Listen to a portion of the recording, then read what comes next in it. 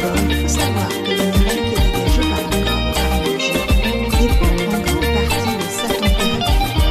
Ça paraît assez logique, plus un objet est chaud, plus il émet de la chaleur et donc de l'énergie dans son entourage. Mais ce n'est pas seulement la quantité qui change, la forme change aussi. Quelque chose de très chaud, comme le soleil, libère de l'énergie surtout sous forme de lumière visible. Parce que quelque chose de plus froid, comme par exemple un corps humain ou une planète, libère de l'énergie surtout sous forme de rayons infrarouges. Pour résumer, d'un côté la Terre est chauffée par les rayons de soleil qu'elle absorbe, et de l'autre elle se refroidit en envoyant de l'énergie sous forme de rayons infrarouges dans l'espace. Et c'est justement l'équilibre entre les deux choses qui permet à la Terre de garder une température stable.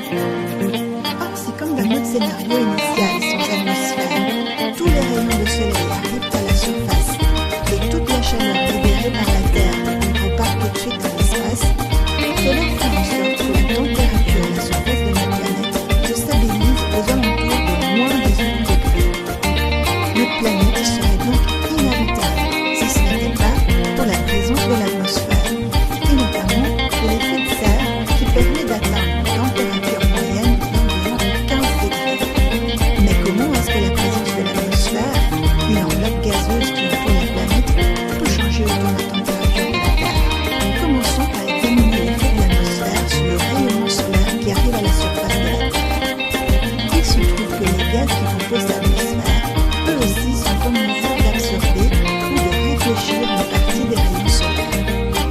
Ainsi, une grande partie des rayons arrivés en provenance du soleil est absorbée par un gaz qui s'appelle ozone et qui forme une épaisse couche située entre 15 et 35 km d'altitude. D'autres gaz, comme par exemple le CO2 ou la vapeur d'eau, interceptent et absorbent une grande partie des rayons infrarouges qui arrivent. De plus, avec une surface blanche, les nuages réfléchissent une partie des rayons. Finalement, seulement à peu près la moitié de l'énergie qui arrive au sommet de l'atmosphère finit effectivement par atteindre la surface et être absorbée par la Terre. Voyons maintenant quels sont les effets de l'atmosphère sur l'énergie qui quitte notre planète. Nous avons vu que la Terre libère de la chaleur sous forme de rayons infrarouges. Et nous avons déjà mentionné que certains gaz présents dans l'atmosphère, tels que le CO2, la vapeur d'eau, mais aussi le méthane et d'autres gaz issus de la production industrielle, absorbent ce type de rayons. Ainsi, une grande partie de la radiation libérée par la Terre, au lieu de s'échapper vers l'espace, est absorbée par ces gaz. Cela fait augmenter la température de l'atmosphère.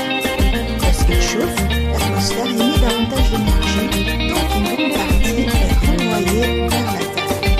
Nous appelons les gaz qui absorbent les rayons infrarouges des gaz à effet de serre, car, comme les vides dans une serre qui empêche la chaleur de s'échapper, ces gaz capturent la chaleur de la Terre et la gardent plus longtemps près de la surface.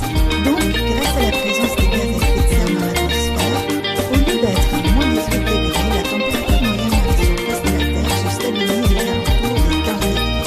Comme vous voyez, la température de la Terre dépend fortement de la quantité de gaz à effet de serre présent dans son atmosphère. Plus il y en a, plus ils vont absorber de la chaleur en provenance de la Terre, et moins efficacement celle-ci est en mesure de se refroidir. Par conséquent, si leur concentration est augmentée de façon importante, la Terre deviendra de plus en plus chaude. Dans une prochaine vidéo, nous parlerons de l'origine de ces gaz, c'est-à-dire de comment certaines activités humaines, mais aussi certains facteurs naturels peuvent changer la quantité de gaz à effet de serre dans l'atmosphère et donc la température mondiale moyenne. Mais pour l'instant, nous pouvons résumer ce que nous avons appris aujourd'hui.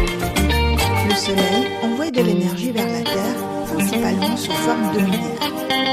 La Terre aussi libère de l'énergie, mais sous forme de rayons infrarouges.